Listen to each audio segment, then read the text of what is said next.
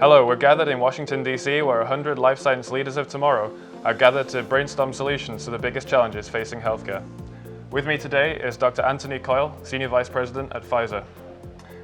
Dr. Coyle, you've had a long and varied career on both sides of the Atlantic. What do you think European and American scientists can learn from each other? You know, I think one of the major changes that we see in the US that's only now just emerging in the UK is bringing together not just basic scientists and clinicians, but really being part of this new R&D ecosystem. I think one of the big differences, certainly in the Boston, San Francisco area, is available of capital. The investment of venture into basic science, I think has really led to the US being, leaders in that innovation space. So I think looking over at Europe, even centers of excellence like the Cambridge, UK region, we're now starting to see that type of trend that we saw over in Boston maybe some 15 years ago. So it really is bringing together not just government investment, government incentives, but academia and the venture community. And it's really been that, that combination of capital and science and creating the right type of opportunities to allow great science to translate into new types of therapeutics that are going to be impactful in patients eventually. Europe's not quite there yet, but I think we're seeing some big changes, certainly in the UK. It's definitely getting better, in my experience. That brings me neatly onto my first question, which is, what's the best model for this new interaction between commercializing academic research together with small biotechs, large pharma? You're head of the Pfizer Centers for Innovation. What model's going on there? So when we reflected some 6-7 years ago about the challenges that large pharma has to re-identify new areas of innovation, we felt it was very important to build a model that creates value, not just, of course, for the pharma partner, but for the academic investigator and for the institution.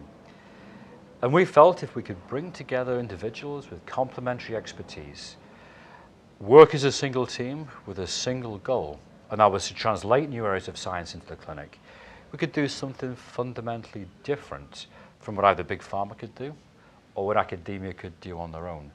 So really is part of what we refer to as the new R&D ecosystem.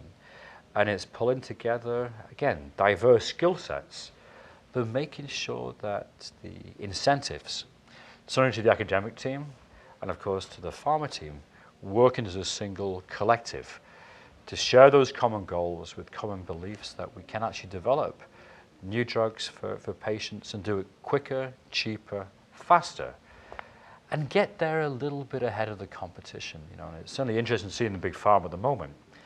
We all work on the same targets. We all do the same thing, and it becomes a race to the market. What about taking very early areas of science and investing quicker? And that's been the principle of CTI over the last several years. So moving away from the Me Too's and into the first-to-market space. That brings me on to my second question, which is, if we were all working in sort of smaller units, working towards original problems, is the era of the blockbuster drug over? Gosh, I mean, it's a fascinating question. Clearly, Pfizer, AstraZeneca, we've built our business models on the blockbuster. Drugs like Lipitor, for example. I think the more we learn from basic science, and the more we learn about patient stratification, that these diseases, and we'll use asthma as an example, asthma is probably a disease of 4 or 5 different subtypes and phenotypes. So whether that is a movement away from the blockbuster, or whether, again, we can make better drugs that are safer and more efficacious, that allow us then to command a greater value in the marketplace, driven by efficacy, is what the patient wants. And then we can move away from side effects of having drugs in patients that have minimal benefit. Now, is that a blockbuster? Maybe it's just a different paradigm and a different way of thinking about tailored therapeutics for the right patient. And just to finish, as you alluded to in your keynote speech just now, over the last 20, 30 years, the burden of regulation, the burden of safety has increased. cost of clinical trials has increased, and pharmaceutical companies need to control their costs. Quite often, R&D is the sector where, the cost center where the most savings have to be made. How should R&D be protected from the funding cycle, from these kind of cuts? You know, research and development, I think, is at the core of our business. Organizations and institutions and pharmaceutical leaders that have really focused on research and development, I think we've seen that model has translated to those companies being the innovators and the leaders. I think one thing we just need to, reflect on is that doesn't have to happen just internally.